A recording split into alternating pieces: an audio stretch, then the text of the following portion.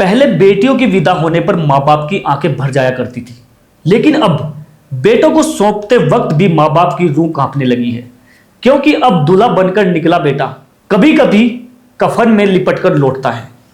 पहले मुस्कान ने जिस तरह से अपने पति को मारकर ड्रम में डाल दिया था, और अब मेघालय की सुनसान वादियों में राजा रघुवंशी के साथ जो कुछ हुआ, उसने रिश्तों को तार तार कर दिया।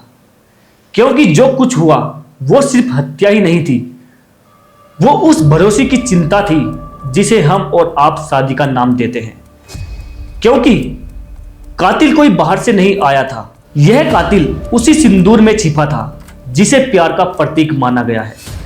ऐसा लगता है कि मौजूदा दौर में शादी एक जुआ है, जहां दांव पर कभी भरोसा तो कभी जिंदगी होती है। अगर आपकी किस्मत अच्छी है तो उस शादी में आपको प्यार मिल जाएगा। अगर राजा जैसी किस्मत है तो आप अखबार की सुर्खियों में आ जाएंगे। सोनम रघुवंशी ने अपने प्रेमी राज और 3 किलर्स के साथ मिलकर अपने ही पति की बेरहमी से हत्या कर दी। इंदौर पुलिस के अधिकारी ने बताया, राज कुछ हफ्तों से ही हत्यारों के संपर्क में था। तीनों भाड़े के हत्यारे 17 मई को 50,000 रुपए और राज द्वारा दिए गए मोबाइल फोन के साथ इंदौर से मेघालय के निकले थे। वहां पहुंचकर उन्होंने रघुवंशी की हत्या करने और उसके शव को ठिकाने लगाने के लिए एक जगह चुनी। राजा की मां उमा रघुवंशी ने बताया कि 16 मई को सोनम ने राजा को अपना हनीमून प्लान बताया और अगले ही दिन टिकट बुक करा लिए। उन्होंने बताया, मेरे बेटे ने मुझे बताया कि सोनम हनीमून के लिए जिद कर रही है और हमने उसे बोला कि आप जाइए। उमा ने बताया कि सोनम ने हनीमून के लिए उनके बेटे से 9 लाख रुपए लिए थे और कुछ गहने भी साथ ले गई थी। उन्होंने बताया, जब मैंने अपने बेटे से पूछा कि वो कब लौटेंगे तो उसने मुझे बताया कोई वापसी का टिकट नहीं हुआ है और वह 1 सप्ताह के अंदर लौट जाएंगे। पुलिस सूत्रों के मुताबिक सोनम और उसके प्रेमी राज ने मिलकर हत्या की साजिश रची थी। दोनों के बीच अफेयर था। राज साजिश को अंजाम देने के लिए खुद कभी शिलांग नहीं आया था, वह सिर्फ फोन के जरिए पूरे प्लान से जुड़ा रहा। इधर शिलांग में सोनम पहले से ही मौजूद थी, वो वहां मौजूद किलर्स से मिली। इसके बाद पूरी टीम चेरापूंजी पहुंची। वहां सोनम ने अपने पति राज रघुवंशी को एक सुनसान रास्ते पर ले गई।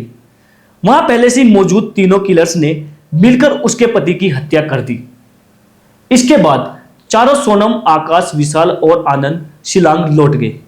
वहां से वह सीधे गुलाटी रवाना हो गए। वहां सभी एक दिन के लिए रुके और फिर अलग अलग दिशा में निकल गए, लेकिन सोनम पुलिस के शक के घेरे में आ चुकी थी।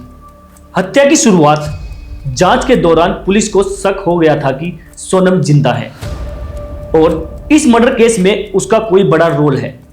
टेक्निकल सर्विलांस और सोनम की कॉल डिटेल्स खंगालने पर सामने आया कि वो लगातार राज के संपर्क में थी।